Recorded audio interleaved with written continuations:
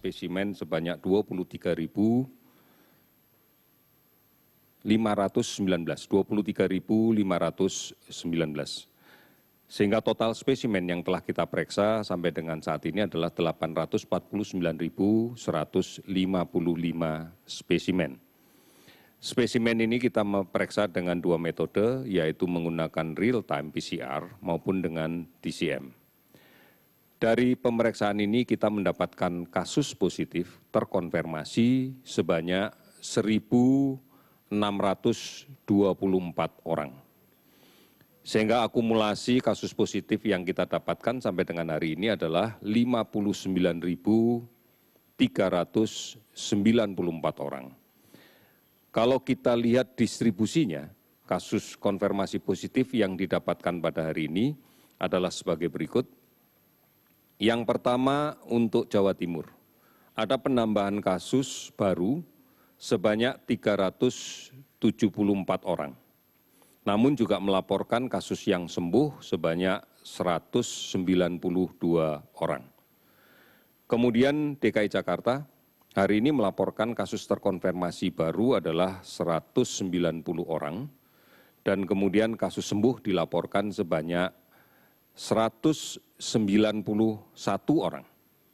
Sulawesi Selatan 165 orang dan terkonfirmasi sembuh sebanyak 50 orang.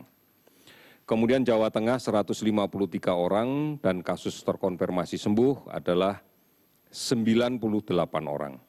Kemudian Kalimantan Selatan kasus baru 114 orang dan sembuh 51 orang.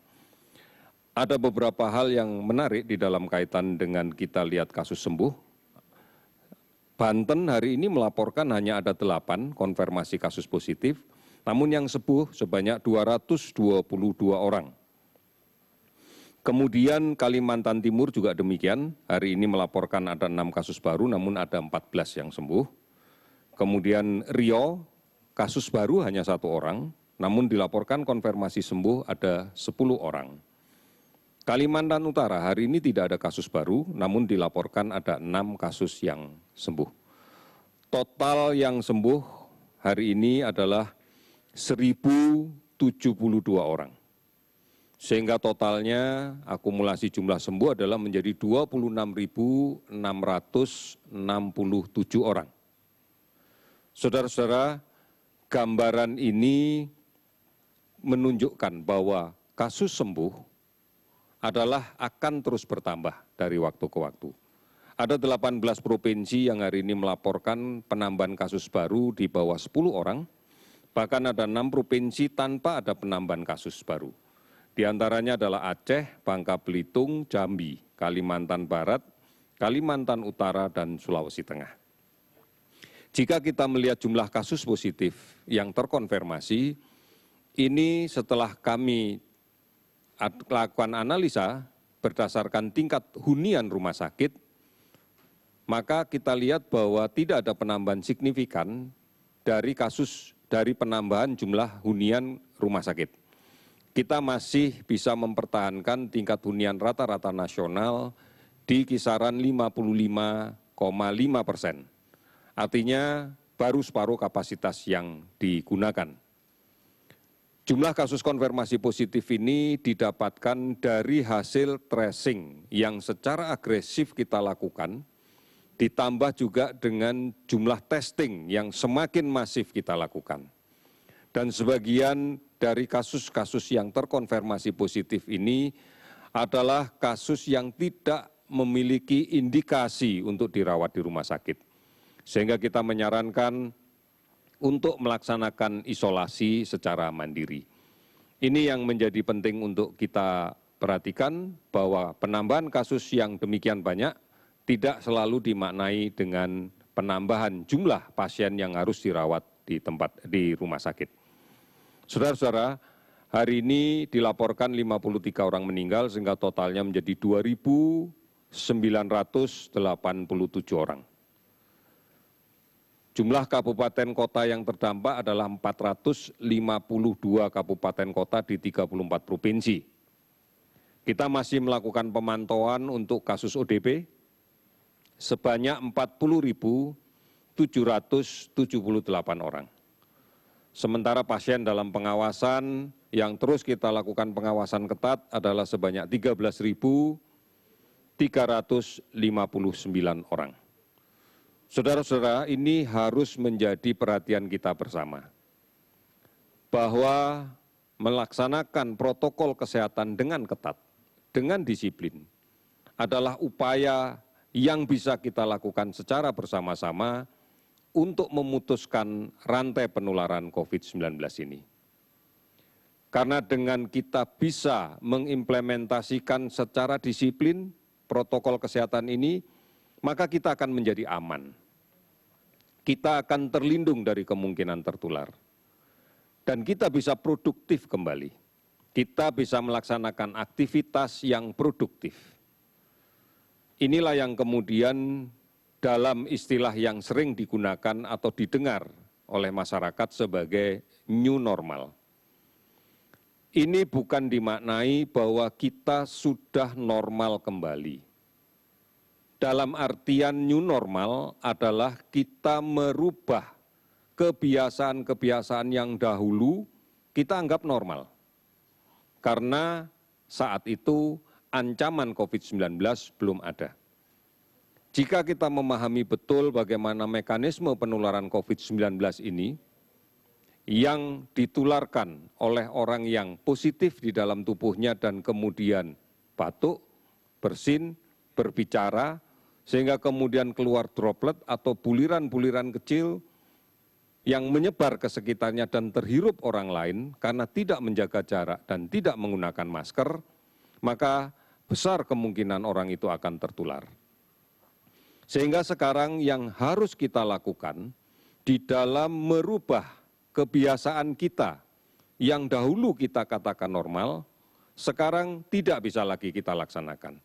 Oleh karena itu, perlu perubahan adaptasi kebiasaan yang baru, yang menjamin kita aman dari penularan COVID.